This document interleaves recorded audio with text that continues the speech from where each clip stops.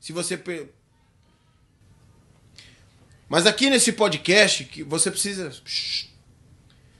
Mas aqui, no Pod Paz, você precisa entender. Eu coloquei ali uma... Pela primeira vez eu apareci aqui no Pod Paz de terno e gravata. Eu tenho um projeto de fazer vestido assim. Porque é assim que eu vou para o culto. E quem me conhece sabe que desde criança eu gosto muito de andar assim. Mas o que eu quis tentar demonstrar no podcast é que um pastor não pode ser identificado pela roupa dele. Mas aqui no Pod Paz, eu gostaria de mandar algumas mensagens. A primeira dela é na nossa vinheta. Tem um jazz tocado pelo meu amigo Gero Vieira, que é líder de louvor da igreja. Também já teve um episódio dele aqui. E você pode acompanhar e ver a história dele aqui nos Estados Unidos, que é interessantíssima. Eu liguei pro Gero um dia e falei, Gero, faz uma vinheta que eu vou fazer um podcast e tal. E eu queria um jazz, porque eu já tinha na minha mente. Depois fazer uma mescla com o funk, que é um ritmo que eu cresci ouvindo. E eu não posso ser demagogo. Eu não posso só pelo fato de ser um pastor da Assembleia de Deus falar eu não gosto do funk, não gosto da batida do funk. Porque eu parto do princípio que um pastor não gosta de nada que desagrada a Deus. E eu não posso acreditar que ritmos desagradam a Deus. A Bíblia diz que tudo que tem fôlego louve ao Senhor. Aí se você parar para ouvir a letra, e for uma letra que você não pode ouvir, não é somente o funk. E por isso que coloquei com meu amigo Felipe Music Maker. Brigadão pela batida que você fez. E tem uma vozinha tão linda aí, que vocês ouvem toda terça-feira às 8 da noite aqui da América, que faz Pod Paz, que é da minha filha Ana Luísa. Eu pedi para ela gravar. E eu lembro de quando ficou pronta a vinheta, nós ficamos ouvindo muito tempo. E aqui nesse podcast, mesmo sem terno e gravata, muitas vezes nós podemos sentir a presença de Deus. Vários pastores estiveram aqui, contaram a sua experiência, a sua vida com Deus. Muitos testemunhos. E muitas pessoas que vieram aqui não são cristãs. Eu terminei perguntando a eles se eu pudesse fazer uma oração. E todos aceitaram a oração. Então, este é um dos meus objetivos como pastor. Contar uma história real e mostrar a você que um pastor vai muito além da roupa que ele veste.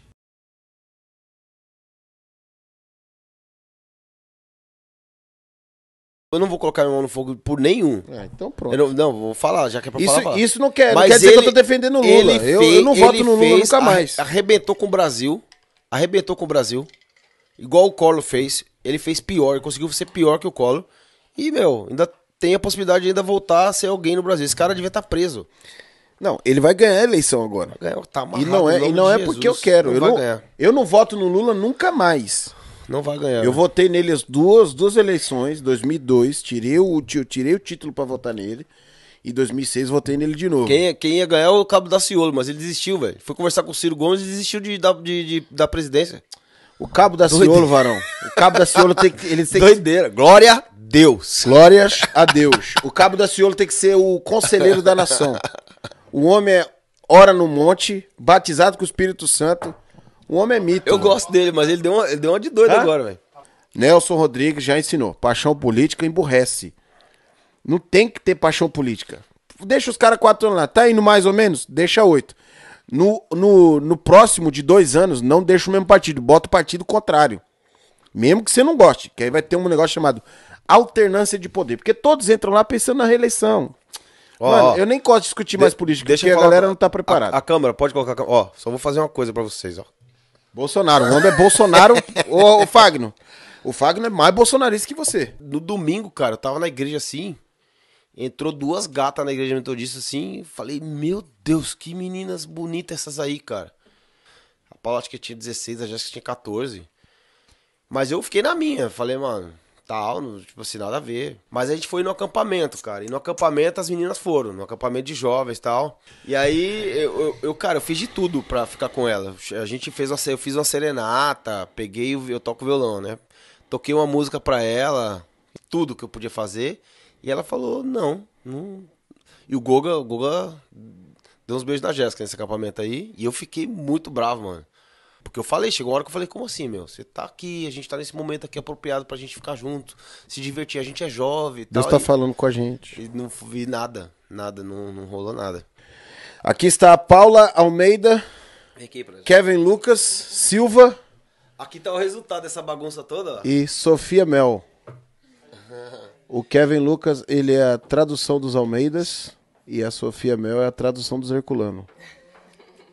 Eu vou falar, essa galera é seu fã, viu? Porque todo pode ir paz, eu tô lá fazendo coisa e ele chega, Sofia, pai, pode ir paz, já começou. É isso aí, Sofia. Essa, você tava falando lá, a propaganda do vídeo, o marketing do vídeo foi a favela venceu. Esse é o meu troféu, cara, que eu vou levantar pro resto da minha vida. Isso aqui é o que eu tenho de mais precioso, foi o que Deus me deu e assim, cara, pra quem tá ouvindo aí, pra galera, não tem dinheiro que compra, não tem posição social que compra, você tem uma família e assim, o que me faz feliz e me dá força pra conquistar muita coisa que eu tenho pra conquistar, muitos sonhos, é ter uma família que me apoia, uma família que estão comigo, essa galerinha aqui, ó. Quem vê não imagina o que eles passam de viagem pra lá e pra cá, esses trabalhando comigo, eu ponho eles pra trabalhar, como você falou, a Paula trabalha comigo, assim, desde sempre, então sou muito grato a vocês. E como que é a música, Sofia? Canta olhando pra cá. Ó. E se Deus é por nós, quem será contra nós? A favela venceu. Deixa os menor voar, Sofia. Deixa os menor É isso aí. voar. Ó, só pra falar, quem que introduziu essa música aí foi a pastora Grazi, viu? É, foi a Grazi. Que não fui eu. eu não conhecia, não. Ela foi lá, nas férias Na lá, Flórida. colocou, falei, essa música tá boa, hein? E a gente ficou curtindo as férias O Fernando inteiras. mandou um vídeo pra mim que é muito engraçado dele ouvindo essa música com a família. E aí o Gustavo veio, voltou pro Brasil, falou, Fernando, é o melhor lugar do mundo, cara. O lugar é muito bom, os Estados Unidos é maravilhoso. E eu falei, cara, vou tirar o meu visto. Aí eu fui, assim, por Deus, porque eu não tinha condição nenhuma de tirar o visto. Não tinha grana, trabalhava na Amico. Eu cheguei pros caras da Amico e falei assim, ó, eu vou embora pros Estados Unidos. Sim ou sim. Eu vou pedir as contas. Aí me mandaram embora. Ganha rescisão, né? Rescisão. Eu com esse dinheiro, eu consegui juntar, tipo, R$1.500. Foi o dinheiro que eu vim para os Estados Unidos. Tirei o visto, cheguei lá na hora de tirar o visto, os caras perguntaram o que você vai fazer. Eu falei, eu vou a turismo, vou passear. O cara nem perguntou. Eu fiz um monte de documento, cara. Eu fiz documento de carro, fiz documento como se eu tivesse carro, como se eu tivesse ganhado. Eu esquentei tudo que tinha pra esquentar no Brasil. Não pediram nada, brother. Chegaram e falaram assim, ó. Você vai fazer o quê? Turismo? Tá ok, muito obrigado. E carimbaram o negócio, colocaram, não devolveram. Eu falei, mano, negaram. A gente comprou uma van, eu devo te dar tipo $500, ele deu 1.500. A gente comprou uma van pra lavar carro, mas a gente não falava inglês, cara. Não conseguia pegar cliente porque a gente não falava inglês. Então o Paulo vendo essa situação falou, ó, eu arrumei um trabalho pra vocês em Dallas, onde vocês vão trabalhar lá na construção. Não deu outra, cara. Com 20 dias a gente estava em Dallas. Que aí foi onde começou a maior dificuldade. Eu trabalhar com 6 meses, longe da Paula, eu vim pra cá pra ficar com ela. E assim, mesmo o pai dela não querendo. O Paulo fez duas boas ações, né? Uma pra vocês e uma pra ele, né?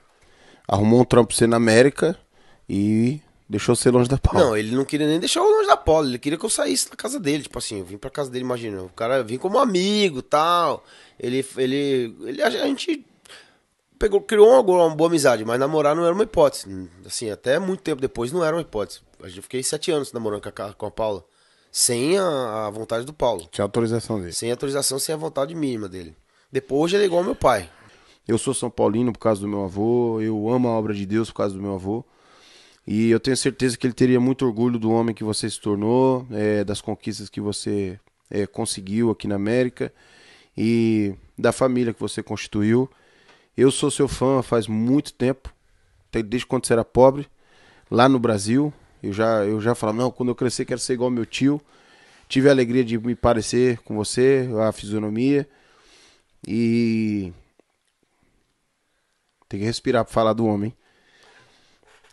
Eu só cheguei na América porque você falou pra mim, falou, eu vou fazer de tudo pra te trazer pra cá. E foi você que falou pra mim, falou, ó, meu tio fala assim, né? Ele falou, põe as pilhas aí que você vai encontrar aqui muita ajuda. E eu lembro, conto pra todo mundo isso. Eu lembro do primeiro dia que eu entrei pro quarto ali que você tinha preparado pra mim na sua casa. Uma casa que eu cheguei e falei, mano, meu tio é milionário, velho. Olha a casa que ele tem. Depois eu fui entender que não era bem assim. Mas eu lembro que eu chorei muito, que eu tava feliz de estar na América, a América era impossível para eu chegar. Mas eu tava ao mesmo tempo muito triste e preocupado, porque a minha esposa, as minhas 3 filhas, a minha filhinha de alguns meses tinha ficado no Brasil. E eu chorei, eu ficava no quarto assim pensando, puxa, eu não quero chorar, que meu tio vai achar que eu tô triste, eu tô feliz. E quando eu abri a porta pra ir no banheiro lavar o rosto, tá você e a tia Paula em pé ali, e aquele abraço ali eu nunca vou esquecer. E dali eu sabia que... E eu sei até hoje, se as coisas derem errado hoje pra mim aqui em Maryland, eu posso pegar o meu carro, descer pra Naples, que eu vou ser abraçado. E eu amo você, cara. Céu. Não só você, como todos. Eu, com os anos, 43 anos, acho que eu comecei a amadurecer com 40 anos, velho. Eu sempre imaginava assim, não, com a experiência de vida que eu tenho e tal. Então eu tenho aprendido a transferir essa honra e essa glória a Deus. Eu só pude fazer alguma coisa porque eu consegui ser um canal. Quem olha pra sua caminhada aqui nos Estados Unidos, até onde Deus te trouxe, e quais são os planos que Ele tem pra você, não pode deixar de admitir que Deus, quando você vive uma vida com propósito, Deus, ele faz coisas maravilhosas, cara. Eu posso testificar isso, e quem olha pra tua vida pode ver isso também. Você chegou aqui nessas condições. Eu mesmo não acreditei que tão pouco tempo sua família ia chegar. E assim, de coisas absurdas, Deus te deu, te levantou e tudo. Eu transfiro essa honra pra Deus. Eu tenho aprendido assim, como você, né, uma pessoa que ama o ministério, ama o trabalho e tal, e hoje eu tenho ficado mais na retaguarda, um pouco mais analisando o próximo passo, até mesmo por causa do amadurecimento, mas me alegra de saber que eu faço parte dessa história. Obrigado por tudo aí que você faz por nós, pela minha casa. Obrigado por receber nós lá em julho.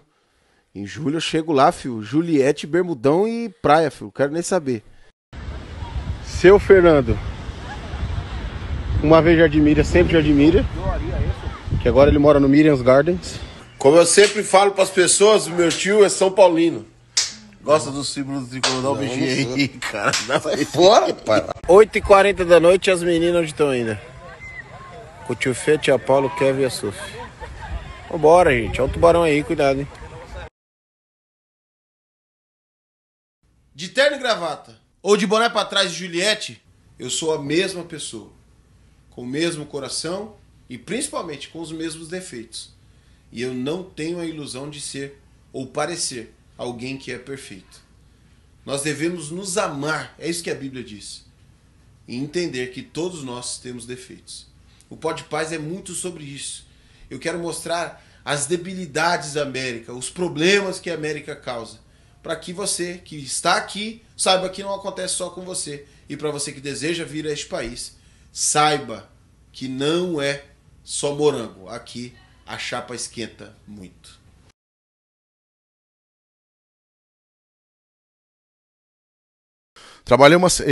Eu trabalhei uma semana pra você na sua obra, você veio e não me pagou, trabalhei a segunda, você não me pagou, no final trabalhei um mês pra você tá me devendo 4 semanas de salário. O que acontece comigo? O que acontece com você que deixou de me pagar? Você pode ir na corte e assim, o cara paga, ele vai ter que explicar pro juiz, vai ver o juiz, do que eu sei também, posso estar falando a maior porcaria. Mas assim, você vai ver o juiz vai determinar o quanto que você vai pagar. Qual é o risco? Se você não pagar, qual é o risco de ser preso? Corre. Ótimo. Isso não acontece no Brasil. Você não é preso hoje. A única Por dívida maneira... trabalhista. Por dívida trabalhista.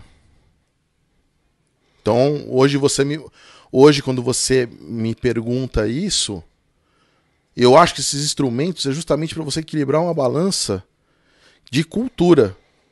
Porque todo mundo fala, não tem CLT no Brasil. Não tem CLT nos Estados Unidos. Nos Estados Unidos tudo funciona. Aqui devia ser igual. Eu falei, eu concordo. Começa a pôr na cadeia quem não paga. Você viria aos Estados Unidos para morar? Minha condição atual? Sim. Não. E por qual o motivo principal para você não ter isso? Primeiro, Primeiro, talvez a minha instabilidade que eu tenho no meu próprio país, que não me leve a justamente a pensar em morar nos Estados Unidos. Ah, mas tudo bem, vamos supor que você mesmo assim, com sua vida estável, você viria morar nos Estados Unidos como uma opção, né? Não de uma outra forma. Mesmo assim não me agradaria. Eu gosto da comida do meu país, eu gosto do clima do meu país. Vejo os Estados Unidos literalmente, realmente como um passeio. Algo a se aprender, algo a se espelhar. É que acho que tem uma grande diferença talvez do meu pensamento, porque eu sou solteiro e não tenho filhos. Talvez se eu tivesse filhos, eu pensaria mais nisso, na educação futura, isso, aquilo, pra mim aí seria interessante. Uma vida no Brasil de padrão de 10 mil reais por mês, ele não pode vir para os Estados Unidos, porque ele vai sofrer igual sovaco de aleijado. Ele vai morrer aqui nesse país e ele vai ficar a vida inteira frustrado. Quando você tem alguma... Eu concordo. Você vai ter... Isso é uma visão minha, não estou falando que isso é o correto. Sempre que eu falo aqui, eu faço questão de falar, porque na internet é fogo.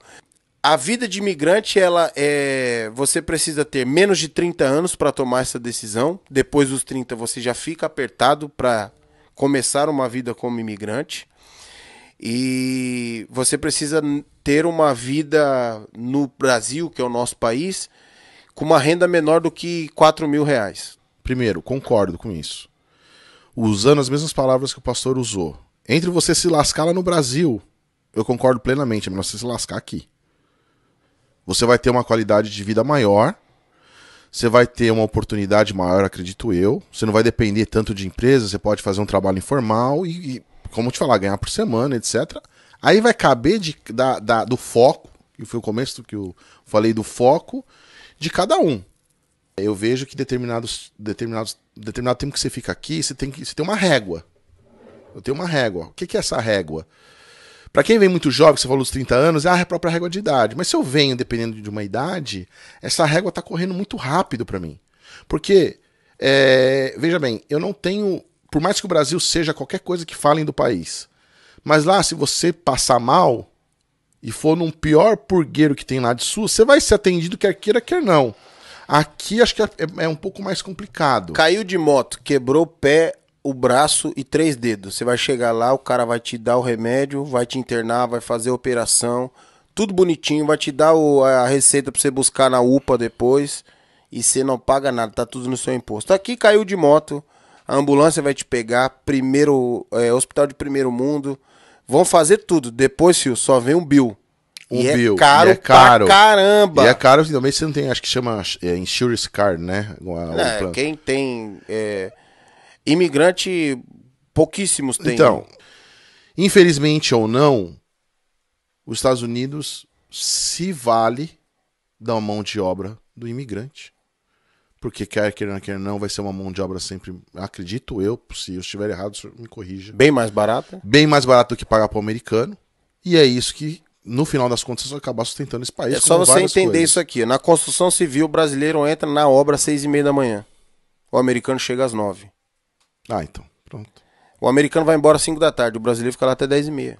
Exatamente. Ele trabalha por hora. E eu acho que o principal é isso, você acreditar em Deus, sabe? Eu tive várias provações, tive várias demonstrações disso no meu pior momento de vida, né? Quando, por exemplo, não tinha processo, me aparecia um cara, eu quero contratar você, e vinha. Eu falava assim, nossa Deus, o que eu vou fazer amanhã? Não tenho dinheiro para fazer compra. E aparecia. Então eu sei que a fé é a primeira coisa que tem que se ter, orar bastante para Deus, nunca deixá-lo triste, vou deixar dessa forma, como uma pessoa neutra, e que o sucesso depende de duas coisas: foco, persistência. E aí eu cito um caso emblemático, que é o caso do McDonald's, onde o cara tentou e foi acertar com 50 e poucos anos de idade, mas acertou.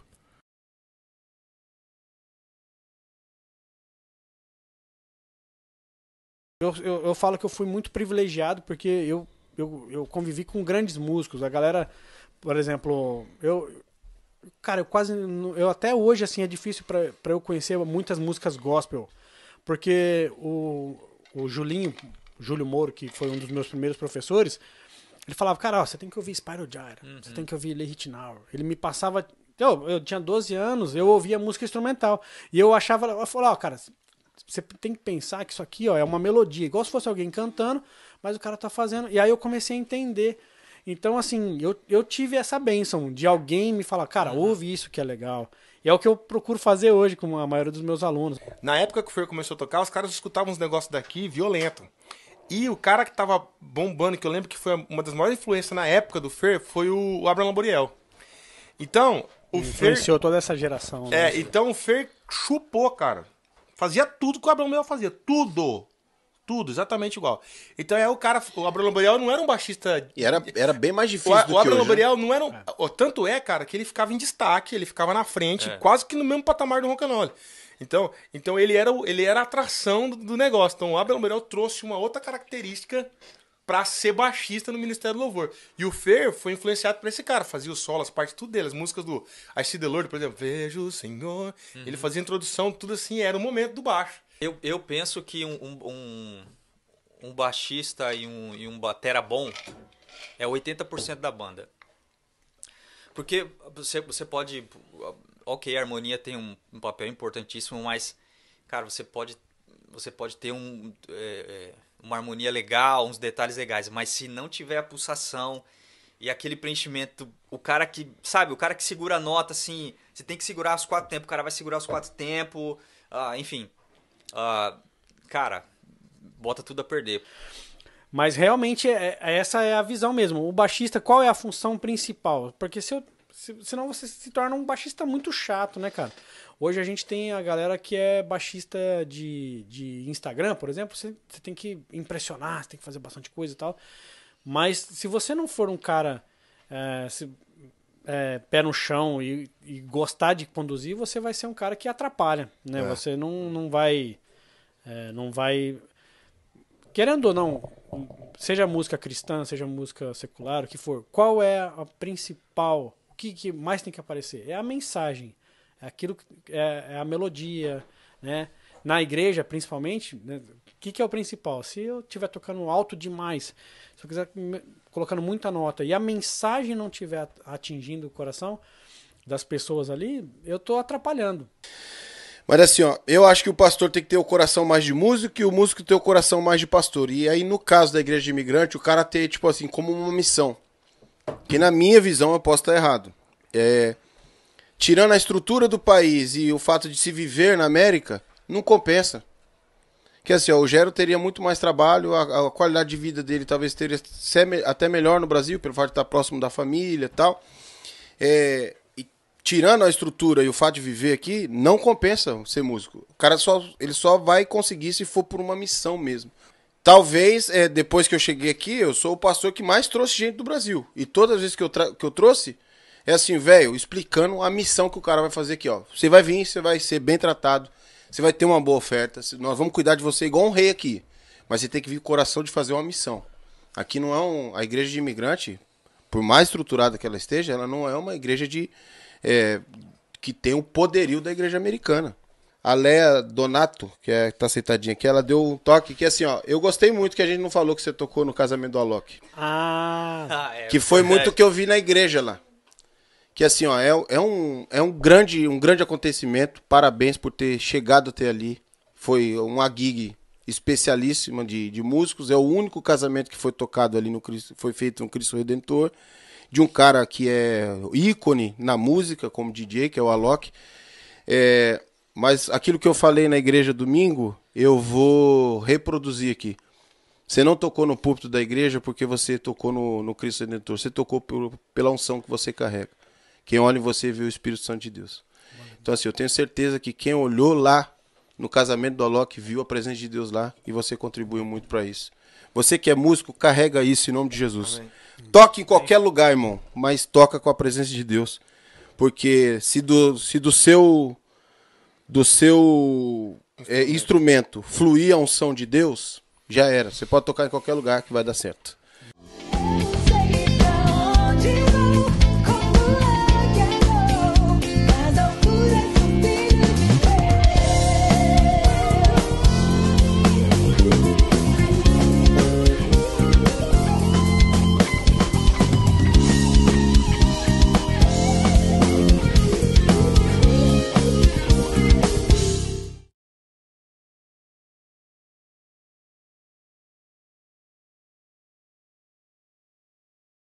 a quebra daquele paradigma antigo.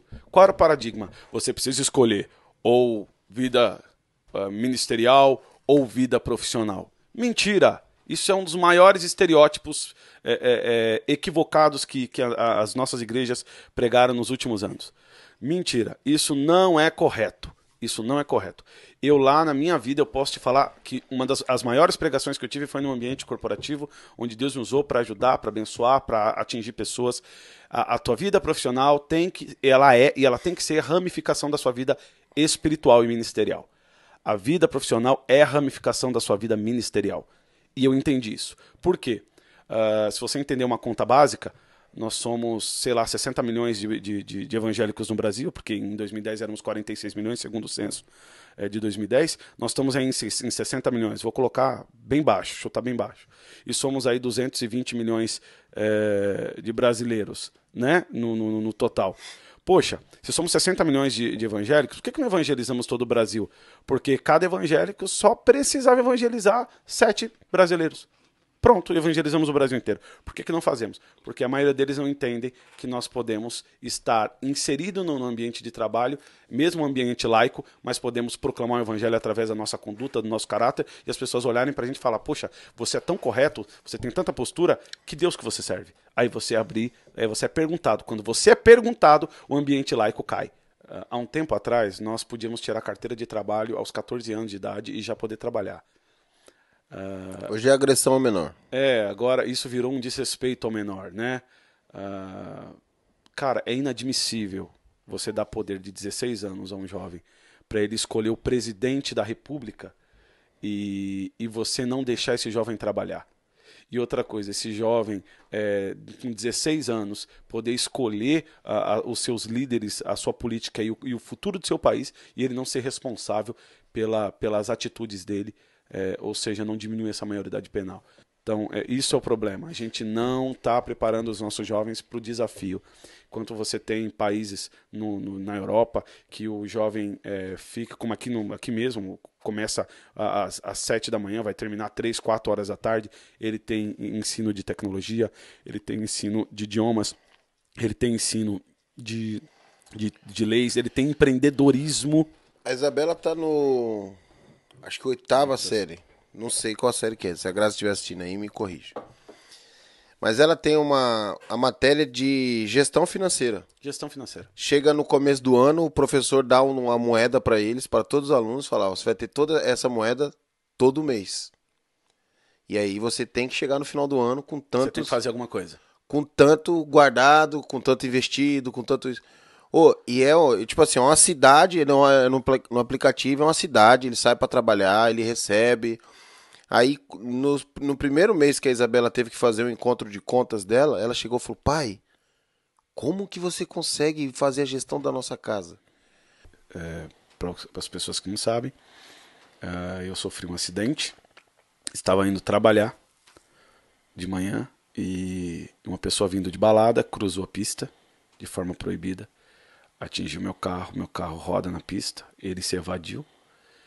Meu carro roda na pista, bate na mureta, capota, quando bate o carro no chão e vai arrastando, né? O teto afunda, bate na minha cabeça, pressiona a minha coluna. E aí eu tenho lesão na cabeça, lesão pulmonar, fratura de costelas e múltiplas fraturas na coluna, mediante a pressão. E o carro dá PT, né? Destrói todo o carro. E eu fico lá dentro, porque eu não apaguei, né? Normalmente quem capota carro apaga. Eu não apaguei.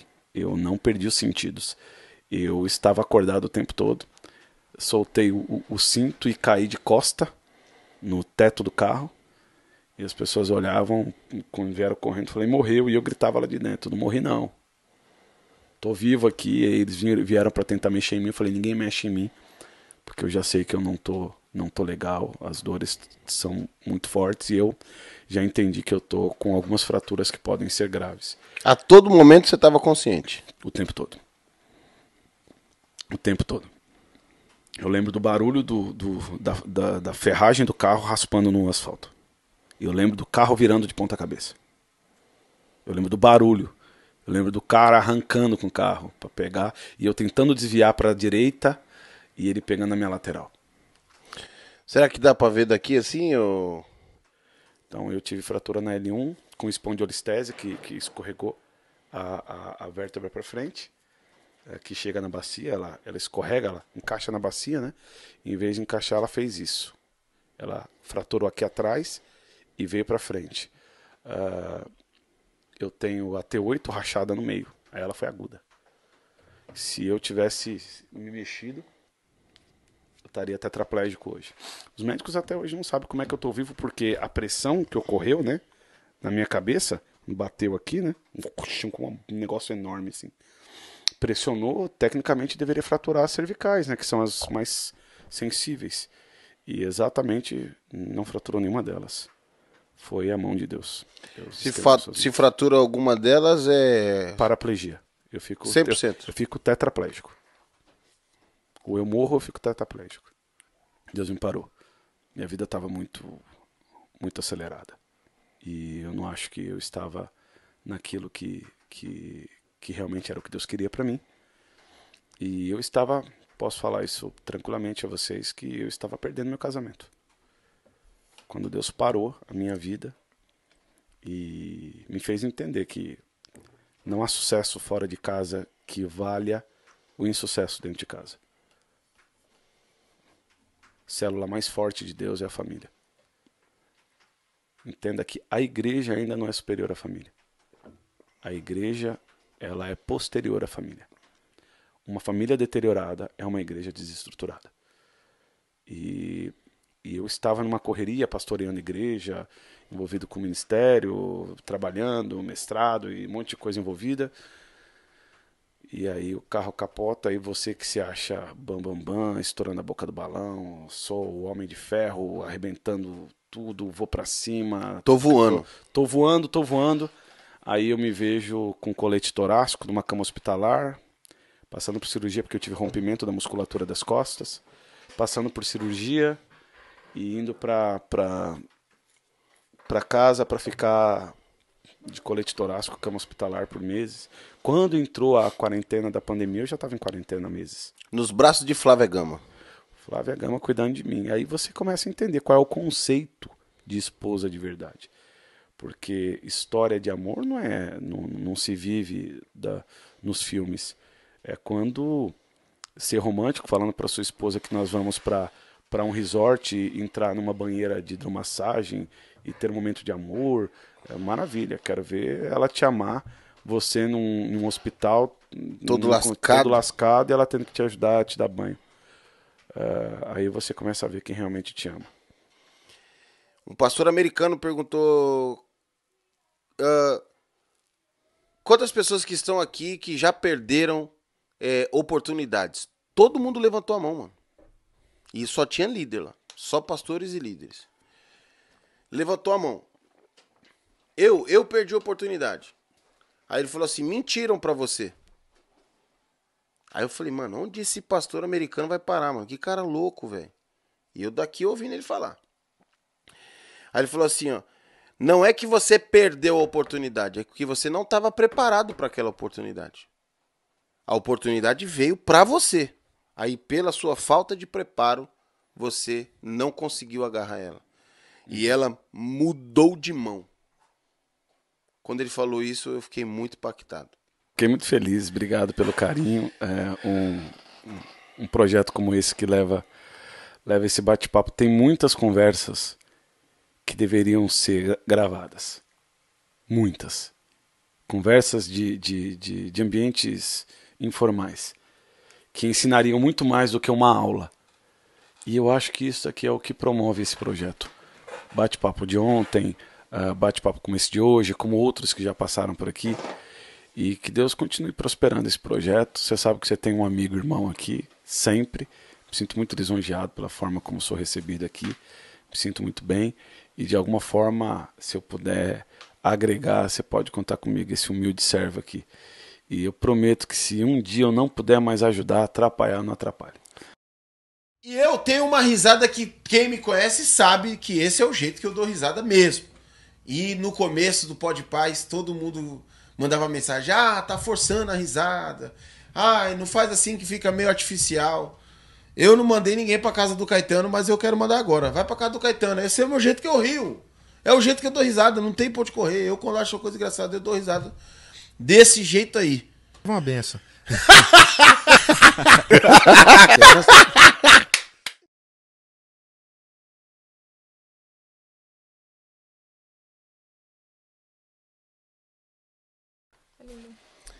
E do que vocês sentem mais falta do Brasil pra cá?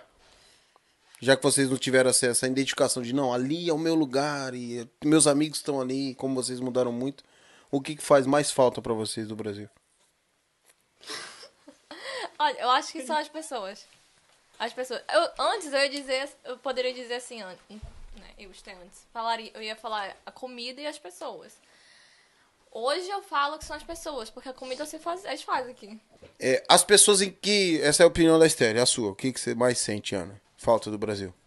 As pessoas, definitivamente. Tipo, meus avós, amigos também. A família e as pessoas. Sim, exato. Então, eu acho, tipo assim, tem comida, como você falou, tem aqui, porém tem certas comidas que não tem aqui. Tipo, Verdade. bolinho da Ana Maria. Não tem. É uma coisa que eu não entendo. Tipo, Bolinho da não Ana tem? Maria é aquele bolinho que vem dois num pacote só? Eu sei qual que é. Eu trouxe Que é a embalagem azul. Ela trouxe 30. Não, acho que eu trouxe 48. Na mala. Parecia, mala. Tipo, fazendo A mala de Ana Maria. tráfico Mas de- você trouxe só de baunilha ou trouxe doce de leite também? Não, É que eu gosto de chocolate com... Eu gostava baunilha. de doce de leite. chocolate. Top. Ô, Ana, fala mais perto do microfone que você conseguir, tá bom? Então, das pessoas, da família das pessoas. E você, Débora? Pessoas. Pessoas também. Mas em que sentido? Pessoas em que sentido? Porque assim, teoricamente vocês vivem num contexto também com brasileiros. Sim, uma coisa que muitas pessoas não sabem é que tem muita gente que eu conheço que acha que, pô, tu mora nos Estados Unidos, então só vai conviver com americano. Não. Aqui existe uma comunidade imensa de brasileiros. Então, se você não sabe inglês, se você tem medo de não fazer amigos, isso não vai ser um problema. Porque aqui você vai encontrar muitos outros brasileiros também. No caso, eu tive um tumor cerebral em 2012. É uma história muito longa, se você quiser eu posso contar aqui. Pode contar. Enfim, então, lá em 2012, morava em Natal, eu descobri que eu estava com um tumor cerebral. Foi uma descoberta muito rápida. Eu já vinha passando mal, já apresentava alguns sintomas e, por fim, eu fui direcionada para um neurologista. E ali ele viu que eu estava com um tumor do tamanho aproximado, foi o que ele falou, de uma laranja. Grande, algo né? muito grande. E, bem, aí a partir daquele dia eu fiquei internada até a data da minha cirurgia, que foi na mesma semana. E aí Deus tocou no coração no coração de uma das pessoas da empresa lá do meu pai, amigo do meu pai. E ele me deu um médico, ele pagou um médico. Ele falou assim, Gadelha, como é que foi? Calma, eu Paga fiquei- quando Não, quiser, não se se preocupe. quiser. Você paga quando quiser, se puder. E se não puder, também não precisa me pagar. Exato. Tá aqui um médico, enfim. Deus foi se movendo ao longo daquela semana. Aí, eu fui parar na emergência uma segunda, e a minha cirurgia foi agendada para um sábado. Foi mais cirurgia, Você já ficou internado.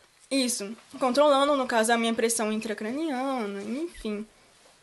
Foi uma cirurgia de alto risco. Os médicos falaram assim para os meus pais: Débora provavelmente pode ficar cega, paralítica ou com transtornos mentais. Nós não sabemos como vai ser a Débora depois da cirurgia e, no caso, o que é o óbvio, mas que eu acho que eles não falaram para os meus pais. Não sabiam se eu ia sobreviver à cirurgia.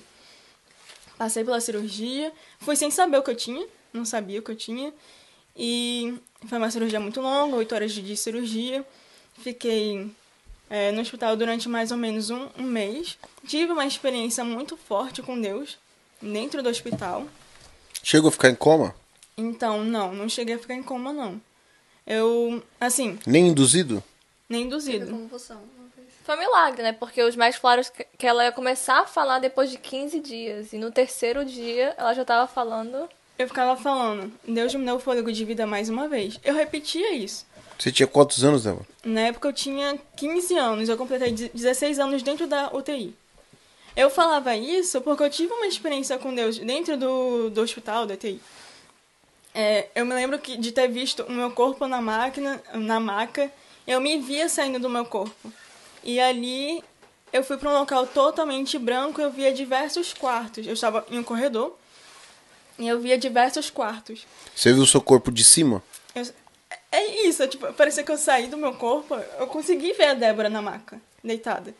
E eu tinha visão do meu corpo. Levantando. Isso. Entendi. E aí, de repente, eu tava em pé, em um corredor, em um local branquinho, clarinho. E nisso eu via vários quartos com pessoas dormindo. E eu comecei a caminhar pra esse corredor, e de repente comecei a caminhar muito rápido. E do nada eu fui parar em um local totalmente escuro. E nisso eu ouvi uma voz falando comigo. Eu estou te dando fôlego de vida mais uma vez. E nisso eu me vi voltando pro meu corpo. Mas eu me lembro até que eu tinha feito um desenho pra Débora. Só que nunca foi entregue a ela. Achei um absurdo, mas tudo bem. Mas eu me lembro que eu tava muito triste, porque meus pais eles tinham que voltar pro hospital e eu ia ficar sozinha, tipo, no final do meu aniversário, por mais que já tava à noite. Mas assim, foi...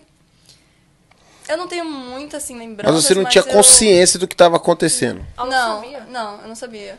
Eu sabia que tinha alguma coisa bem errada, mas eu não sabia, tipo assim, quão grave era, sabe, a situação. Eu descobri no dia do aniversário dela, que meus pais pediram permissão acho que é o chefe da UTI, pra eu poder visitar ela no aniversário dela. Eu tinha 13 anos apenas. E foi num estacionamento, não lembro até hoje, estacionamento do hospital que a mãe me contou, Esté. Vou contar que sua irmã teve. Ela contou lá e foi... O meu mundo caiu. E pra vocês, qual foi o maior desafio de imigrar? Primeira, Débora. Primeiro, eu vim aqui achando que eu sabia inglês. Eu jurava que, nossa, meu inglês era muito bom. Eu tinha inglês de cursinho de inglês do Brasil. E eu era, tipo assim, geralmente eu era a melhor aluna do cursinho de inglês. Cheguei aqui e não sabia falar nada. Botar assim pra fora tudo que eu... Eu nem sabia, acho que nem lendo, nem escrevendo, mas eu achava que eu sabia. Então a língua, pra mim, foi o grande desafio. E me adaptar um pouco, no caso, algumas coisas daqui. E pra você, Esther, qual é a maior dificuldade da imigração? Tem muitas coisas. Eu acho que a rotina... Quando eu falo rotina, o que as pessoas têm que entender é que a vida aqui não é fácil. Não é só flores. Às vezes é muito fácil. Você vê uma pessoa que mora nos Estados Unidos na internet, no YouTube, é maravilhoso. Mas a vida aqui é feita de altos e baixos. Às vezes parece que no nosso país, o Brasil, a pessoa se esforça e não sai do lugar. Um enfermeiro, prova viva, um exemplo. Eu vejo um enfermeiro no Brasil, ou um técnico de enfermagem, não é tão valorizado quanto aqui. O cara recebe muito mais aqui. O valor que tem, eu vi de perto. Quando minha irmã tava passando, né, tudo que ela passou, eu via a importância de um técnico de enfermagem, eu vi a importância de enfermeiro. Então eles valorizam, que você fala, eles valorizam essa profissão. Não só essa, tô dando um exemplo dessa. E eu acho que todas as profissões, a gente aprende a valorizar todas aqui também. Bem, elas já falaram, tipo, de algumas, né, da língua, obviamente, de se adaptar à rotina. Eu acho que uma pra mim que eu levei um tempo foi de entender como o high school funciona, sabe? Porque eu cheguei, tipo, no middle school, e daí, tipo, middle school ninguém liga pra middle school. Tipo assim, se você tirou F, E, seu pai liga. Não, sim, obviamente, eu ligo também. Mas assim, mas o que eu quero dizer, tipo, não vai ficar no seu record, sabe? Você não vai ficar, tipo, lá gravado. Porque aqui nos Estados Unidos, eles valorizam demais essas coisas, os extracurriculares. Que é o seu envolvimento com a escola. Porque quando você faz uma matéria extracurricular, quer dizer que você vai ficar de 1-2 horas a mais na escola, não é isso? E, resumindo o que nós falamos aqui, Estados Unidos é uma terra de oportunidades. Assim como na minha vida eu sou milagre, eu vivo de milagres, tudo na minha vida é um milagre, assim como na vida de todos nós. Então, não deixe de tentar uma vida aqui, caso vocês tenham esse sonho, esse projeto, e ponha o joelho no chão, ore. Verdade. E venha tentar as oportunidades aqui. Que Deus, Ele pode fazer o seu sonho ser possível. Não é impossível. E é isso. Pode ser impossível para você, mas nunca será impossível para Deus. Só nós conhecemos a palavra impossível. Deus não conhece, Deus não sabe o que é impossível. E se Deus te deu a oportunidade de sonhar, é porque Ele pode fazer com que você realize. Basta você acreditar nele. Durante todo o processo do meu pai, eu ouvi por milhares de vezes a música do Thales Roberto, e eu acho que é muito importante terminar com essa frase. Eu não sei o que Deus vai fazer, mas eu sei que o que Ele vai fazer vai ser perfeito. A resposta é que eu vivo de milagres.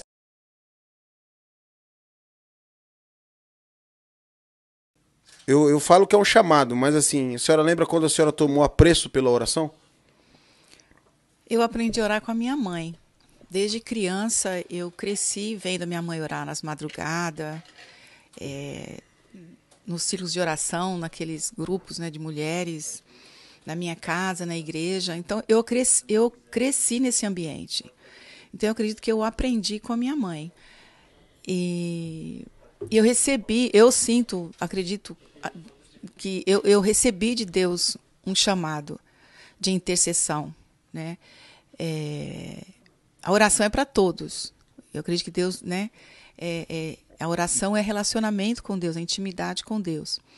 Mas Deus também chama pessoas para ser intercessores, né? Pessoas que intercedem, que você sente a dor do outro quando você ora. Eu creio muito nisso. Eu sempre peço, quando eu oro, todas as vezes que eu oro, eu falo para Deus: Deus, não deixa apagar no meu coração a chama da oração. E é incrível. Às vezes eu não tenho vontade nenhuma de orar, estou sem vontade zero. Aí eu começo a orar, aí também não quero parar mais. Muito bom. Há um conselho meu aí para você de graça. O conselho, se fosse bom, não dava, vendia, diz a minha sogra. Mas ore, fale com Deus, você vai se sentir mais leve. O melhor divã são os seus joelhos. Como foi essa odisseia até a cidadania? Começando lá no ano de 1990. Você lembra o dia? Eu me lembro do mês, do dia eu não me lembro não. Eu lembro que foi em agosto, estava muito quente quando eu cheguei. Eu vim para cá para fazer um cursinho de inglês, né? Esse era um dos meus planos. Mas eu primeiramente tentei o visto para vir para cá, e meu visto a primeira vez foi negado. Na época eu não tinha consciência do que era vir, né, dessa forma. E eu vim convidada por uma pessoa que me trouxe dessa forma. Eu vim, né, dessa forma pelo México, mas foi tranquilo, atravessei a fronteira tranquilo, não tive problema nenhum. Atravessei como se estivesse atravessando por um pedágio, né, a pé, não tive problema nenhum, graças a Deus. Naquela época, eu acredito que a realidade é bem diferente do que agora. Quando eu vim, eu não tinha consciência do que eu estava fazendo. A pessoa que me trouxe não estou falando isso de me inocentando de nada, mas não me explicou como que eu estava vindo. Então, eu vim realmente inocente. Eu peguei um avião até o México, tinha uma pessoa me esperando, uma senhora, que me pegou no aeroporto e atravessou comigo. Então, quando eu cheguei aqui, que eu entendi como foi sério a minha realidade. E cheguei aqui sem falar inglês, sem falar uma palavra de inglês. Tive a oportunidade de fazer cursos no Brasil e nunca me interessei de realmente... Mas mesmo quando você faz um curso no Brasil, né, você chega aqui, você vê que realmente a prática é outra realidade. O pastor da igreja e tudo. E foi lá que eu conheci o Rubens. Eu conheci o Rubens aqui, né? Muitos vêm casados, mas eu conheci meu esposo aqui na Igreja Batista, primeira Igreja Batista de Nova York. Com quanto tempo você casou? Quanto tempo depois você chegou? Muito pouco tempo. 1 ano a gente já estava casado. Quando foi que a senhora caiu, assim, a ficha mesmo, falou, meu Deus, eu tenho uma grande missão pela frente? Foi um longo período, né? Quando ele nasceu, os 5 primeiros anos do Arthur, ele foi muito doentinho, né? Sempre no hospital, terapia. E foi aí que as fichas foram caindo, né? Que eu tinha uma missão e que Deus estava me preparando para algo maior, né? Porque ter uma criança com special need, como o Arthur, é Eu sempre tinha dificuldade no início, quando as pessoas diziam... Eu não entendia isso, né? Quando as pessoas diziam que Deus dava filhos especiais para famílias especiais. Tipo assim, né? Foi difícil, demorou um tempo para entender isso, né? E realmente você tem que ter muito amor, muita dedicação para cuidar, né, dessas crianças. Mas a senhora chegou em algum tempo a pensar que era uma punição de Deus ter um filho especial? Sim. Sim, pensei. E orei muito, né, assim, para entender, né? Eu creio que o questionamento é ok, né? Você questionar a Deus. E por muito tempo eu questionava a Deus. E por muitos anos eu orava para que Deus curasse meu filho. Para mim, Deus iria fazer algo na vida do Arthur, assim, relacionado à cura, né? Algo extraordinário. Não sabendo eu que a cura sou eu. Mas quais são as especialidades do Arthur? Eu quero até compartilhar algo que, dentro desse assunto da igreja, o Arthur, uma das especialidades dele também, né? Ele gosta de abraçar, né? Ele é o melhor recepcionista que a igreja pode ter, porque ele recebe as pessoas, ele quer abraçar todo mundo. Uma vez, uma dessas pessoas procurou o Rubens para testemunhar que ela foi para a igreja, ela estava com muita depressão, e ela foi para a igreja buscando uma resposta, que ela estava muito mal. E aquele dia era como se fosse a última vez que ela ia entrar numa igreja, e ela estava a ponto de tirar a vida dela. E ela foi recebida pelo Arthur.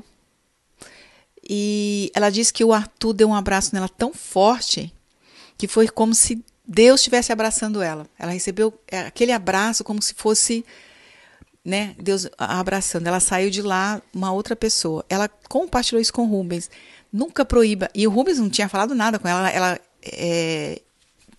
O senhor é filho dele e tal, não sei o quê, eu quero compartilhar com você. Uma outra ocasião que ela foi lá. E ela compartilhou. Falou, o abraço desse menino me curou. Né, e compartilhou o testemunho. Nunca proíba dele abraçar ninguém. Come here. Arthur, come see. Behave. Come here. My side. Come. Did you see? Did you see you there? Come here. Come here. Ok, põe o boné aí, que esse cabelo tá precisando cortar. Bom, posso colocar ele aqui na minha perna aqui? Senta aqui. Sit here. Say hi, guys. What's up? What's up, dude? Esse é o Arthur. Say, my name is Arthur. My name Chuck. No. Não. Now, Arthur. Yeah. Say, my name is Arthur. My name is Arthur. Oh, okay. Are you happy to be at my house? Yeah. You love me stay here, right? Right, dude. Say to daddy, bye daddy, you can go. Leave me here. Right now, say to them, aqui é Diadema. Diadema! Oh, yeah! Ensinei ele a falar aqui é Diadema. O Rubens ficou doido o dia que eu ensinei. Qual a sensação de pegar aquela bandeirinha ali, depois de jurar a bandeira e olhar para trás, assim? Olhar a travessia pelo México, olhar a sua volta ao Brasil, olhar o seu regresso para a América, todo esse processo para pegar a cidadania. Qual é o sentimento? É um sentimento de você... Não dá para descrever, né, Rufo? Mas um sentimento de liberdade, né? É uma sensação incrível de liberdade. É uma sensação... Valeu a pena. Quando a senhora olha para tudo, se a senhora fosse resumir, como que a senhora resumiria a história da Marinês Ferioli Ribeiro? É uma história de muita superação, sabe? De muita superação, de muitos desafios que, para ser sincero, eu acredito que eu não teria capacidade humana para chegar aonde eu cheguei hoje. Sabe? Eu acredito que Deus me trouxe aonde eu estou hoje. Em vários episódios nós se emocionamos aqui. Me lembro de vários episódios da Francine contando a história dela. do Davi contando a história de quando ele caiu do prédio.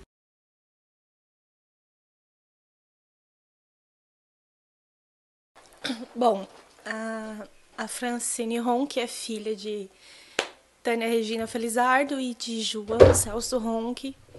Eu me emociono em falar porque é a primeira vez que eu tô falando dos meus pais, assim, de uma forma muito aberta. E eu fiquei órfã da minha mãe aos 7 anos e eu não esperava que eu ia me emocionar. Nem começou, a mulher já tá chorando, hein? Eu não choro. Eu falei pra... E, ó, a Francine pra chorar, a Francine e o Charles falam assim, ó, pra domar essa fera aqui é difícil. Mas assim, ó, eu avisei todo mundo. Prepara o lencinho aí que vocês vão chorar com certeza. Eu também não sou muito de chorar, eu sou chorão. Mas assim, quando eu ouço a história, como pastor, eu sempre tento controlar, né? Mas a história da Fran é muitíssimo emocionante. Então, aos 7 anos eu perdi a minha mãe. A minha mãe foi vítima de violência doméstica, né? Eu tinha aproximadamente 5 anos quando a minha mãe se separou do meu pai. Antes disso, da minha mãe se relacionar com o meu pai, a minha mãe tinha uma vida muito leviana. A minha mãe praticava prostituição, né? Ela não era uma prostituta que ela saía por toda... ficava na rua, ou enfim. Mas ela tinha alguns homens que a bancavam, né? Os meus tios, da parte da minha mãe, sempre foram muito ajudados por ela. A minha avó, inclusive, né? Tudo começou com a minha avó, que hoje é falecida. A minha avó, ela vendeu a minha mãe, né? Quando a minha mãe era adolescente, por uma milha de tijolos. Então a minha mãe casou com meu pai, saiu da vida que ela tinha, tentou construir uma família. E depois de alguns anos, se eu não me engano, o casamento deles durou por volta de 8 ou 10 anos, algo nisso aí eu não sei com exatidão.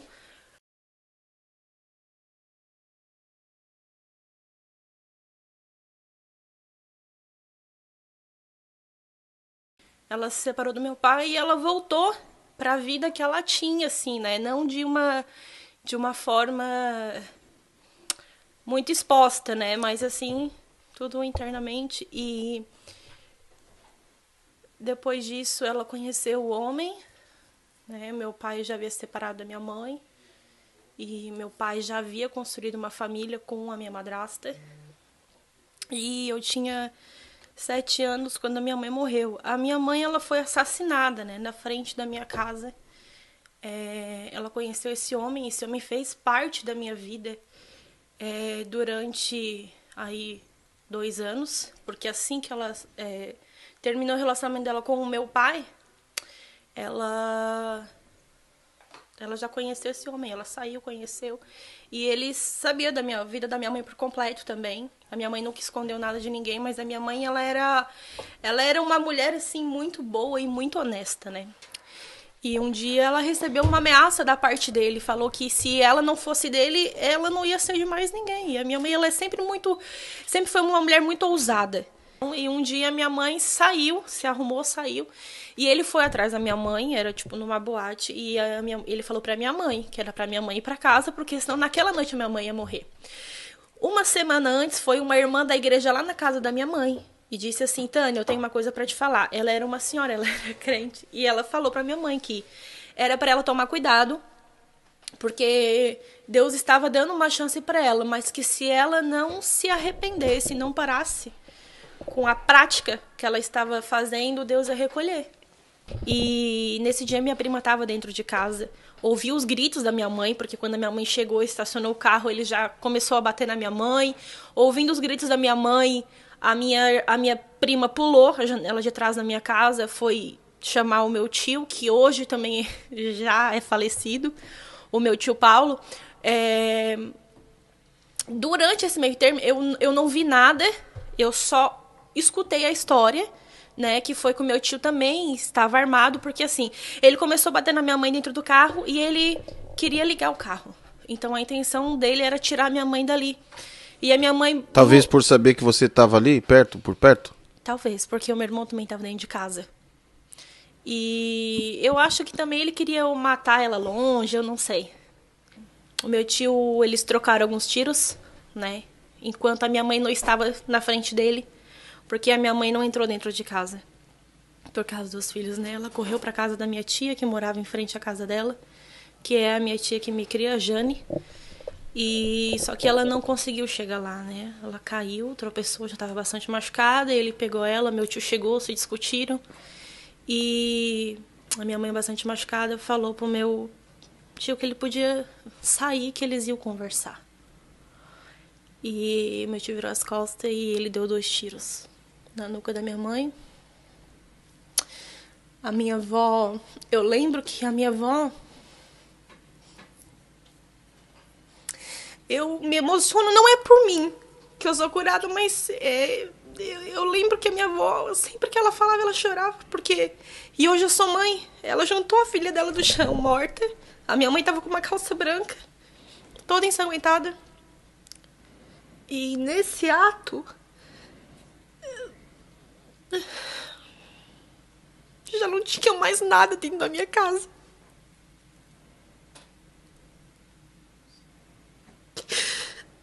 Todos os meus parentes roubaram tudo que era nosso. A minha mãe não tinha sido sepultada. A minha mãe não tinha uma roupa para ser enterrada. A minha mãe foi enterrada de pijama. Aí depois disso, esse homem, ele ficou foragido da polícia. Ele deu 2 tiros e ele saiu correndo. E ele ficou foragido muito perto da minha casa. Ele foi julgado e ele foi condenado a 14 anos. Ele cumpriu, acho que 9.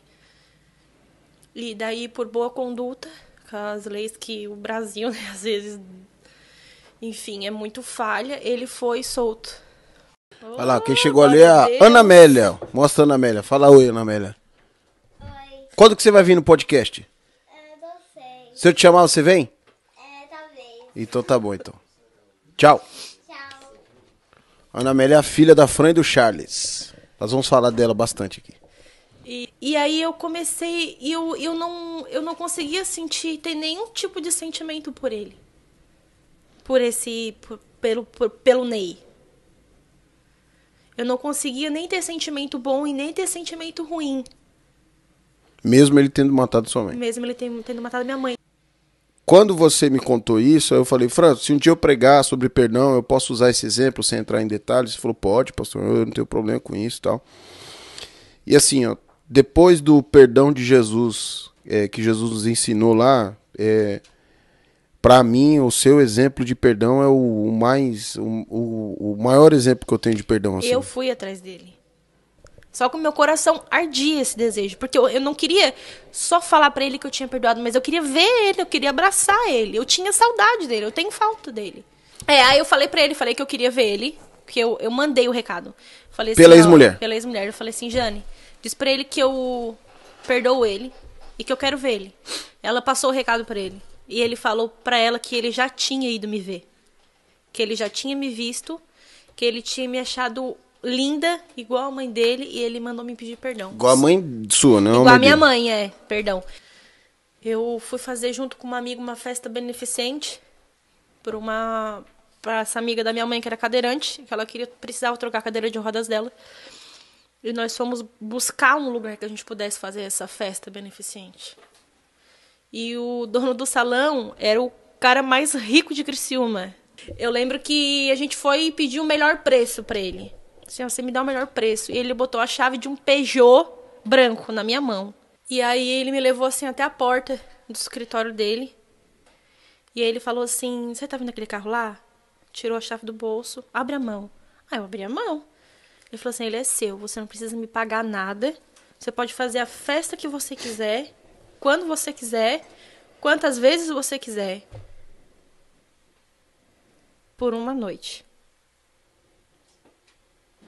E aí você tinha quantos anos? Eu tinha 17 anos. Eu abri o bolso dele, assim, de novo, coloquei a chave, e eu falei, a minha dignidade ninguém compra. Porque eu podia fazer. Ninguém nunca ia saber. Como tem gente que não sabe que tá ouvindo pela primeira vez. Ninguém nunca ia saber. Mas você acha que ele conhecia sua mãe? Por ser da mesma cidade? Conhecia. Tive oportunidades com juízes da minha cidade. Eu tinha uma coisa que se chama, hoje eu tenho entendimento, Pombagira, eu sempre tive envolvimento com gente com poder aquisitivo muito grande. E aí eu fui mandada embora. Eu falei, Alzira, eu não vou ter como te pagar. Aí ela falou, não, Fran, não precisa me pagar. Tu só me ajuda no bar. Que aí, pra morar lá, você era tipo garçonete do bar. Mais ou menos. Pra não dizer que sim. Mas eu precisava estar ali. E o bar era frequentado por, em Homens. porcentagem, quantos por cento de homem? 90%. Dos 90% que frequentava lá, quantos tentaram convencer você a sair dali? 50%. Um pouquinho antes disso acontecer, de eu for morar no bar, eu comecei a usar drogas. Comecei a usar cocaína, usar maconha. E beber muito, eu bebia muito. Aí eu comecei a morar dentro do bar, então eu bebia igual homem. Em nenhum momento você pensou em ceder às propostas dos caras por conta da dificuldade que você estava passando ali no momento? Não, porque eu não queria deixar óbvio o que todo mundo achava que eu ia fazer. Não é porque eu era filha da Tânia, eu tinha que ser como a Tânia. Qual é a importância do Charles na sua vida? Eu digo que ele é o que eu nunca tive. Nem da minha mãe, nem do meu pai. Quando eu conheci ele, eu tratei ele como meu filho. Eu tinha medo, eu brigava por causa dele, brigava com o dono de circo. Eu fazia maior escândalo por causa dele. Porque eu queria defender ele. E até eu entender que ele era o meu marido, depois da minha depressão, que foi quando começou a acontecer assim, que eu precisei do suporte dele. E hoje o Charles entende o que eu passei, ele vive comigo. Hoje eu consegui falar pra ele o que me fazia mal. Eu falo pra ele que eu tenho uma dependência emocional dele. Ele não precisa falar nada, é só ele estar comigo. Assim, quando eu tô assim, numa crise muito forte, eu já acordei de madrugada com uma coisa que eu nunca tive vontade, assim, de me matar. E eu ouvi a voz do diabo falando na minha orelha, vai, te levanta, tipo, me apressando, sabe? E eu digo que o Charles, ele é a minha calmaria. Assim, eu sou a tempestade e ele é a calmaria. Sentimento, assim, de saber que tem alguém por você. Porque chega um estágio da sua vida que você não aguenta mais ser sozinha. Você precisa de alguém de dizer assim, eu sei que eu posso contar com essa pessoa. E eu sei que eu posso contar com ele. E eu sei que Deus me recompensou com a minha família. Com uma filha que eu não podia ter. E com um marido que podia ser um rico milionário, mas que não ia me respeitar como o Charles me respeitou.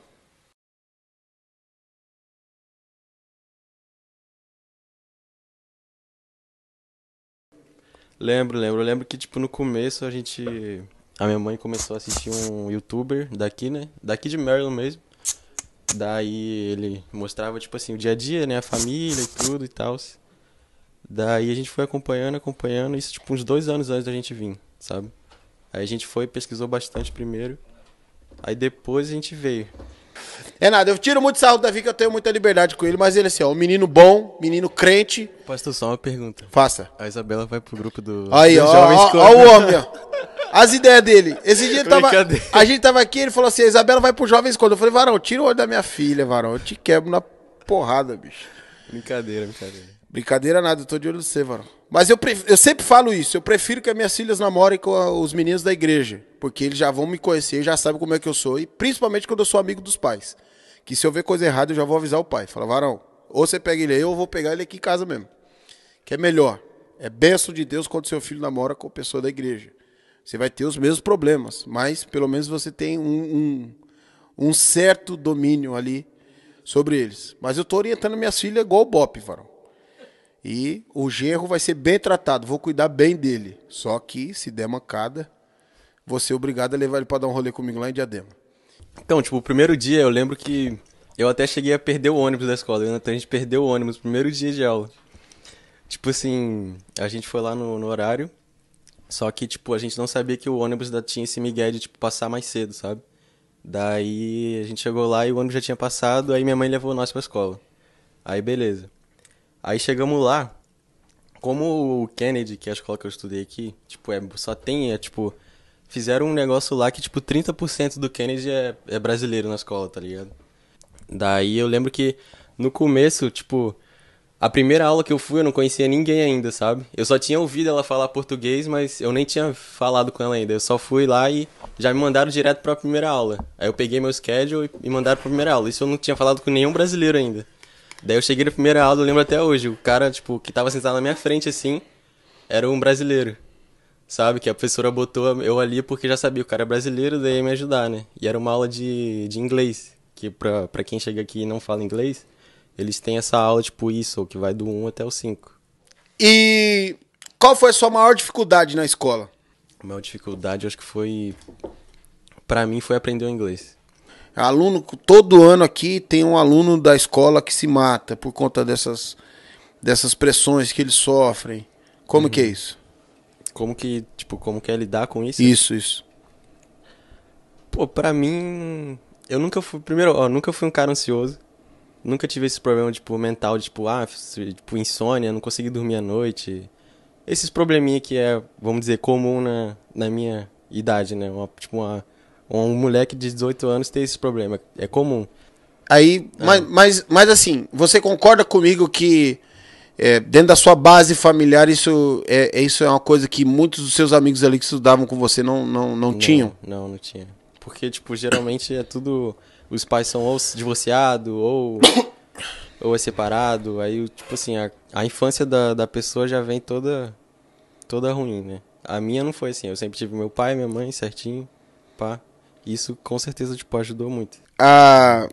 Você termina a escola em 2020, quanto que você começa a trabalhar junto? Trabalhar e estudar? Trabalhar e estudar? Eu nunca trabalhei e estudei, eu sempre trabalhei só no verão, sabe? Certo. Tipo, nas férias. Aqui. Que é uma outra vertente dos filhos de imigrante. Exato. Vai crescendo, querendo um dinheirinho a mais. E aí chega no verão, que é as férias da escola, vai lá e trabalha. Ou se não, trabalha de tarde, né? O que aconteceu lá no seu trabalho, um mês depois que você começou a trabalhar? Então, um mês depois, eu já ia... Engraçado que eu ia, o cara, tipo, o encarregado da obra, né, que puxava o grupo, ele já ia aumentar meu salário, né? Daí, tipo, era uma... A hora, né? É. E eu tava pensando em sair de lá, sabe? Porque tinha aparecido outro trampo que eu já trabalhava e tinha experiência. E lá eu não tinha experiência nenhuma, eu tava lá como ajudante. Daí, teve um dia, foi numa quinta-feira, 1º de julho, desse... 2021. Que eu tava lá em cima. O prédio tinha, tipo, 4 andares, né? 4 andares e uma penthouse, que é uma casinha lá em cima com uma varanda, tipo, em volta, assim. Daí... Seria a cobertura, né? É, a cobertura, exato. E tava chovendo, muita ventania. E a gente só tava, tipo, como a gente já tava indo embora, já era o quê? Umas 3 horas da tarde, começou a chover muito. Então a gente, quinta-feira, a gente já tava arrumando as coisas pra ir embora. Lucas Braulino tava do meu lado aqui, tipo, bem assim mesmo, sabe? O cara do meu lado aqui. E do nada, o prédio cai, tipo, meio 1 metro assim, ó. O prédio cai, tipo, o chão, o andar inteiro, cai 1 metro assim, ó. Vum. Aí o Lucas um pra cara do outro. Mano, o que tá acontecendo? E, tipo assim, menos de 1 segundo depois, o Léo... Vou falar o nome. O pessoal sabe quem tava lá no acidente mesmo já, então... O Léo tava no 1º andar. Aí ele grita assim, o prédio tá caindo. Nisso eu olhei pra cara do Lucas assim, mano... E agora, o que nós faz, tá ligado? Tipo, um olhou pra cara do outro e pensando nisso, né? Aí depois o prédio só começa a descer. E eu naquele pensamento, né? Tipo, mano, o que eu faço, tá ligado? Tipo, o que eu faço? Pra onde que eu vou? O que eu faço? Bota uma madeira em cima de mim. Alguma coisa, tá ligado? Daí eu lembro que eu olhei assim pro chão, pros meus pés, assim, pras minhas pernas, e o chão já tava descendo mais rápido que nós, sabe? Tipo, a gente já tava flutuando, aquela sensação de flutuar. A gente já tava assim. Já tava ficando pra trás do chão. Já tava, tipo, meio que fazendo assim já, sabe? E eu olhei assim, tipo, as paredes, tudo quebrando, assim, o chão vindo com. O teto vindo com o chão, assim, ó, lá no fundo. Tipo, lá no final do andar. Nossa. Eu só vi aquele bagulho vindo assim, as paredes quebrando tudo. Aí eu falei, nossa, já era. Daí eu acordei do lado dele, né? Que nós caiu, tipo, um do lado do outro. Eu acordei e ele tava chorando, gritando de dor. Aí eu olhei, mano, o que que foi? Eu olhei assim, o que que foi, velho? Aí ele olhou pra mim e falou... Ele só mostrou aqui, né? A perna dele... Você ficou sabendo o que aconteceu com ele, né? Ah, entrou, entrou a madeira, né? Uma madeira desse tamanho, assim, na perna dele. Aí eu olhei pro lado assim, pro outro lado... Tinha uma pilha de... O pessoal que trabalha na carpintaria vai saber o que que é, tipo, as joists, sabe? É, que fica lá em cima, no telhado. Então, tipo... Tinha uma pilha, caiu uma pilha dessa. Tipo, do meu lado e chegou a raspar a minha cabeça. Se cai em cima da cabeça, já era. Não, se cai um pouquinho pra cá, tipo, estourava. É muito pesado, muito pesado. Tinha um monte, assim, ainda. Daí eu lembro que eu levantei assim, eu tirei minha cabeça. Daí eu botei a mão assim, tava, tipo, tudo sangrando aqui. Aí eu olhei assim, né, tudo sangrando, eu... Putz. Aí nisso que eu fui mexer minhas pernas, eu não consegui mexer na hora. Foi bizarro, porque depois eu fui andando pra ambulância, mas na hora ali que eu acordei eu não consegui mexer. Aí eu dei um peteleco assim no meu joelho, eu lembro. De dar um peteleco assim e não senti nada, tipo... Tá ligado? Não conseguia mexer e não senti nada. Eu falei, nossa, já era. Tô paraplégico. É, tô paraplégico. Porque eu caí sentado, a minha coluna... Eu fraturei, tipo, 3 ossos aqui da coluna. Tá ligado? O médico falou que mais um pouquinho, se fosse quebrar um pouquinho mais pra direita, né? Se quebrasse mais um pouquinho, eu ficava, tipo, de cadeira de roda mesmo. E qual é a maior lição que você tirou desse episódio aí da sua vida? Tão novo, um mês trabalhando nos Estados Unidos, você foi trabalhar ali no trabalho de imigrante, sabendo inglês, vivendo na essência ali a vida do imigrante. Qual a lição que você tira disso? A lição que eu tirei é que, tipo, eu só reforcei que Deus estava comigo sempre. Isso só reforçou. E a lição que eu tirei disso é que, tipo assim, como eu percebi lá que, tipo, era quinta-feira, amanhã é sexta-feira, a gente já tava animado, sabe? Ah, sextou, não sei o que, a gente já tava nessa, no clima já. Então, tipo, tava todo mundo de boa na quinta-feira, todo mundo rindo, brincando. Aí, do nada, tava todo mundo na merda, sabe? Tipo, passou nem um minuto, tava todo mundo, tipo, chorando de dor e só querendo que tudo não tivesse acontecido, tá ligado? A lição que eu tirei disso é, tipo assim, mano, é pra ser mais intenso, sabe? Na vida, tipo, nas coisas que você faz. Se você vai fazer uma coisa, não faz pensando em outra coisa, faz só ali, sabe? Tipo, viva de verdade as coisas, sabe? Sinta na pele o que você tá fazendo. Porque às vezes, tipo, você pode perder várias oportunidades e nem sabe, tá ligado?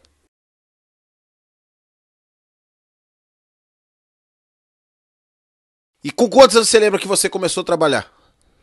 Eu trabalho desde meus 7 anos de idade. Desde quando nós mudou para essa terra, aonde que o pai ia, ele me levava. Se o pai ia... Nós tínhamos essa vaca que nós tirava leite, o pai ia, levantava eu cedo e levava eu para tirar leite junto com ele, dessa vaca. Depois a novilha da mãe criou, e eu tirava de um e o pai tirava de outro. E nós ia trabalhar no sítio, na roça, que fala, capinar, ou roçar, o que seja. O senhor estava falando aí, eu sinto muita saudade. Hoje, não tem um dia. Só se eu não conseguir mesmo, talvez, se tiver sítio, não tiver área. Acho que não tem nenhum dia que eu não ligo pro pai ou pra mãe. Acho que quando eu não ligo para um, o outro não atende, eu ligo pro outro. E quem te vê hoje, é assim, eu gosto sempre de frisar isso. Quando eu falo que o Fagner é empresário, eu não tô exagerando, nem colocando ele acima, nem nada. Mas empresário aqui nos Estados Unidos é assim. Que hora que você acorda? Todo dia? 6 horas, 5h30, 6 horas, 6h30 estourando. Como que é o seu terno e gravata que você usa para ir pro escritório? É a roupa do dia a dia, é roupa rasgada, roupa suja. Bota, calça jeans e trabalho ralado, mano. Só que ele é responsável pela empresa dele e tal. Não acredita nesse negócio, na América você vai ser o cara top, não sei o que, arrasta pra cima, clica no link. Isso aí é ilusão. E quando que foi que você começou a pensar sobre os Estados Unidos? Por que você começou a pensar sobre isso? Você já tinha algum parente aqui? Que eu sei que você tem alguns parentes aqui. Como o senhor sempre fala aí, eu sou bolsonarista e nós somos anti-PT. Nossa família é anti-PT. E eu mais o meu primo, Fabinho, ele deve estar assistindo aí, um abraço. Nós brincou um com o outro um dia assim, falou, se o Lula ganhar, se ele ganhar, nós sai do país e só volta quando ele sair. Eu cheguei, hoje, quando as pessoas chegam, é muito fácil. Há 19 anos atrás, quando eu chegava aqui, eu já morei com 12 pessoas num apartamento de 2 quartos. Nós ficava nós 3 num quarto, que era tamanho... Colocava um colchão na frente, um de cada lado e um no pé. Eu trabalhei só para um patrão até hoje aqui na América. Assim, a hora. Cheguei e comecei a trabalhar com o Ricardo e com o Edgar. Lembro deles até hoje. E eles separaram, eu fiquei com esse Ricardo. E saí do Ricardo para montar uma companhia para mim. Quanto tempo depois? 3 anos e meio, 4 anos. Eu comecei a fazer uns trabalhinhos para mim, 3 anos e pouco. 3 anos e Primeiro você aprendeu a profissão de carpinteiro? Primeiro aprendi a profissão. Cheguei ganhando $7 a hora. E aprendi muito rápido. Dediquei muito rápido. Porque pra quem não sabe, em 2008... Foi em 2007 que eu vim. 2006, 2007 que eu vim pra... Em 2008 perguntaram pro presidente brasileiro o que ele pensava dessa crise. Ele falou assim, nós não temos que se preocupar, isso aí vai ser só marolinha. E... quebrou os Estados Unidos, né, Fábio? Quebrou. Muita gente foi embora. Literalmente, muita gente foi embora. O americano perdeu casa, perdeu tudo. Foi o boom imobiliário, né, que aconteceu. Era muito crédito. Igual tá agora. Igual aconteceu com o Brasil. Abriu mão, todo mundo comprou um carro, todo mundo comprou uma casa, viagem e tal. É uma dívida que a pessoa adquiriu. Uma hora ele tem que pagar. Se ele não tiver o trabalho, se ele não tiver o dinheiro para pagar, ele vai entregar. É o que aconteceu no Brasil. O Brasil foi bom, deu para lá e todo mundo comprou casa, carro. E chegou uma hora que a dívida alguém tem que pagar. E estourou. E é o que está acontecendo com o nosso Brasil. É o que aconteceu com a América agora. Ô Fagner, se um rondoniense chegasse para você hoje e falasse assim, ô Fagner, eu quero ir para os Estados Unidos e eu quero ver se eu consigo voltar para Rondônia daqui 19 anos com tudo que você conquistou. Você acha que ainda é possível? Pastor, se haver dedicação, sim. Nada é impossível. Eu consegui. Qualquer outra pessoa conseguia. Talvez nem precisa de 19 anos. Que o Fagner ele é muito humilde, assim, gente fina. O Fagner come bem, se veste bem, viaja muito aqui nos Estados Unidos. A esposa dele tem uma vida boa, as filhas têm vida boa. Só que ele é na dele. Pra quem não sabe, o Fagner é presbítero na igreja. E... ele é meu tesoureiro desde quando eu assumi a igreja como pastor dirigente, ele já era o tesoureiro aqui. E quando eu fui convidado a assumir a igreja, a liderança da igreja, primeiro eu perguntei para ele, porque ele tinha uma aliança com o pastor, tem uma aliança até hoje com o pastor Mateus. Eu queria muito poder interferir na sua decisão, mas eu quero que, se você for ficar aqui com a gente, para a gente desenvolver a Assembleia de Deus Washington DC, eu quero que seja um negócio 100% de Deus, eu não quero ter a mão nisso. E o Fagner, ele é muito faca na caveira, ele nunca vi você falar duas coisas diferentes, a sua palavra sempre foi uma só. Ele falou, pastor, eu vou ligar pro pastor Mateus e vou ver com ele o que ele quer que eu faça. Se ele mandar eu voltar para New Jersey, aí acabou o nosso ciclo aqui, mas o senhor pode contar comigo. Mas se ele mandar voltar, eu vou voltar. E na época o pastor Mateus foi... ele foi assim, transparente. Ele falou, não, Fagner, fica lá, ajuda lá. Eu lembro dele falando isso aí pra você. Que eu digo, o meu sucesso hoje é a minha família. Eu tenho minha esposa, tenho 2 filhas maravilhosas. Minha esposa, sem eles, eu acho que eu não teria sucesso nenhum. Então, o sucesso hoje defino em poucas palavras, minha família. Nós precisávamos de uma companhia. O pouquinho de dinheiro que eu tinha, eu abri uma companhia, que nessa época eu não tinha companhia no meu nome ainda. Abri uma companhia, fui para lá, fiz uma casa pro cara, fiz 2 casas. Não pagou nenhuma. E aí aonde foi só caindo. Aí foi preciso de voltar para New Jersey. Foi aonde que eu voltei para New Jersey. Aí eu perdi o apartamento que eu tava lá, que eu não tinha dinheiro pra pagar também. Fui pra New Jersey, comecei a trabalhar a hora com o pastor Hugo. Chegou o dia de pegar as minhas coisas. Não tinha onde colocar. Coloquei minhas coisas dentro da garagem do pastor Hugo e morei 15 dias na casa do pastor Mateus. Sou grato ao pastor Mateus até hoje, que um homem de Deus que me estendeu a mão na época, na hora que eu mais precisei, ele me estendeu as mãos e sou muito grato a ele. E aí é onde você sempre fala que você quebrou mesmo, que não tinha onde morar. Quebrei e não tinha onde morar. Ali, literalmente, eu não tinha onde morar. As pessoas às vezes pensam que só chegar e, igual o senhor disse, montar uma companhia e as coisas acontecerem. Agora aqui, ó, eu tô com 3 mensagens de pessoas mandando mensagem. O que vai fazer amanhã? Então, é um jogo de cintura muito grande. 10 da noite. Eu não tenho ninguém que faz minha contabilidade. Eu não tenho ninguém que faz os meus listas de material, que todas as casas que eu faço, eu... Começando, não tem ninguém para olhar o trabalho para mim, quando a pessoa me liga para ir lá. Eu que tenho que ir. Eu tenho que ir lá, dar o preço, fazer o proposto para a pessoa. Peguei o trabalho, eu tenho que ir lá fazer a lista de material. Eu tenho que organizar quem vai fazer aquele trabalho. Eu tenho que fazer a lista de pagamento para receber o invoice para a pessoa.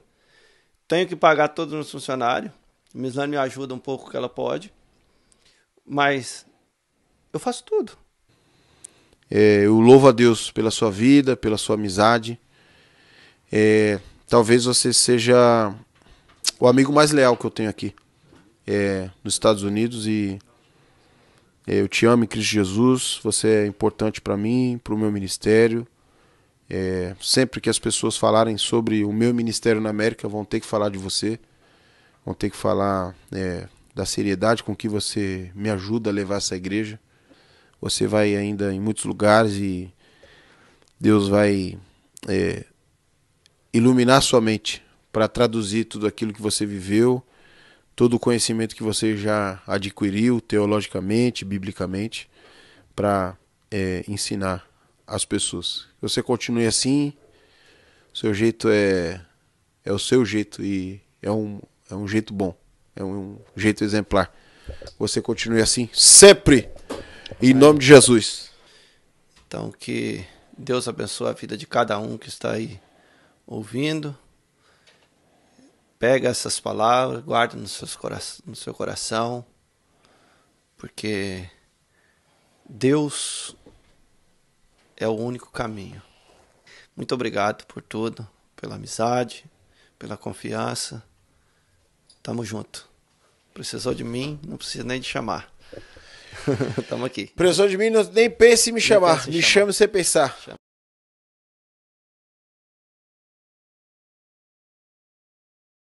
Um tempo atrás, uma amiga minha veio conversar comigo, ela é coach. Ela tinha se formado nessa área e aí ela falou, você quer... Eu tava passando por umas coisas, ela falou, você quer que a gente converse um pouco? Vamos conversar. E aí uma conversa que ela fez, uma pergunta que ela fez pra mim era, o que você acha que você vai valorizar mais? Imagina que você é velhinho e o que você acha que mais você ia te fazer feliz você sendo velhinho? Qual o sentimento? O que você gostaria de ver quando você estiver nessa idade, por exemplo? E aí quando eu parei para pensar, cara, aí eu falei, cara, eu queria que as pessoas me olhassem como aquilo que eu faço é bem feito, né? Eu tenho um cuidado com as coisas que eu faço. Eu gostaria que as pessoas soubessem que eu respeito elas, tenho amor da minha família, então, e que, claro, pudesse deixar algo decente para minha família, enfim. Aí ela falou, e ela me conhece desde de sempre, né? E ela falou, Douglas, deixa eu te falar, tudo isso que você falou, você já tem. Ela falou, você tem o amor da sua família, todo mundo que te conhece o seu trabalho, todo mundo respeita o seu trabalho, porque sabe que você dá o seu melhor. Então, ela foi falando coisas assim, que, poxa, me fez parar para pensar, e não é realmente, não é chegar no topo, não é aquela coisa, porque, cara, uma coisa é certa, eu pelo menos sou assim, né? E se a gente não for, a gente para, a gente não tem, acho que não tem motivo para viver.